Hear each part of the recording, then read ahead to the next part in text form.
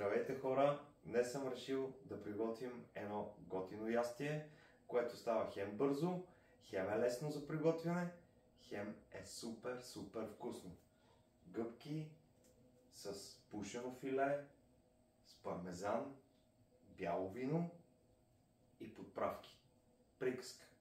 Ядеш и ревеш.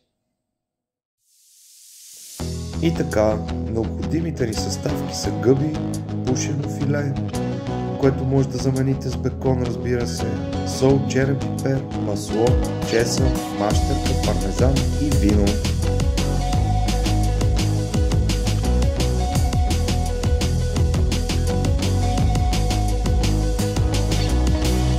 Нарязваме гъбите на купчета, ако са по-малки на 4 парченца, ако са по-големи на по-дребничко. Нещо такова. Бекона също режем на купчета.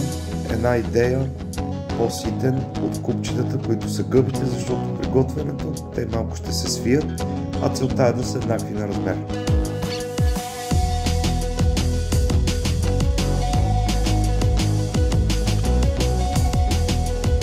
Взимаме си дълбок тиган, нагряваме, добавяме малко зехтин и първо запържваме бекона.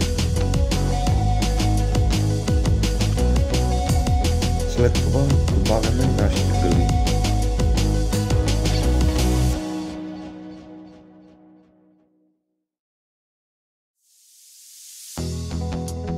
И времето е с нас. Сега е момента да добавим солта и пипер.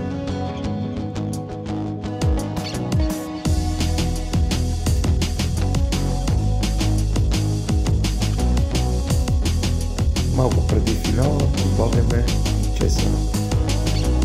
Разбъркваме хубаво и най-важно бялото вино.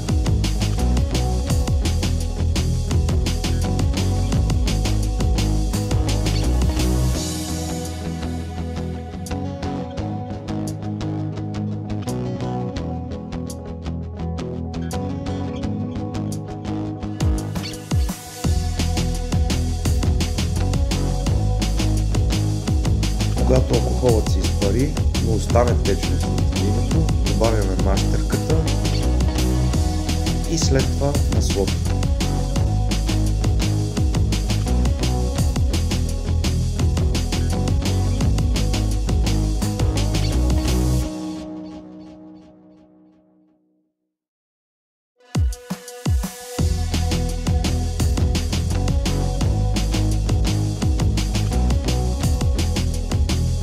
Време е да украсим и нашата чиния.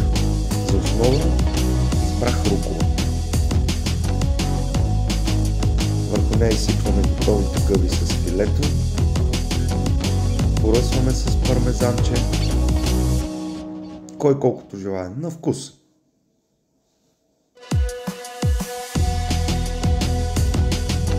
Това е, приятели, да ви е сладко.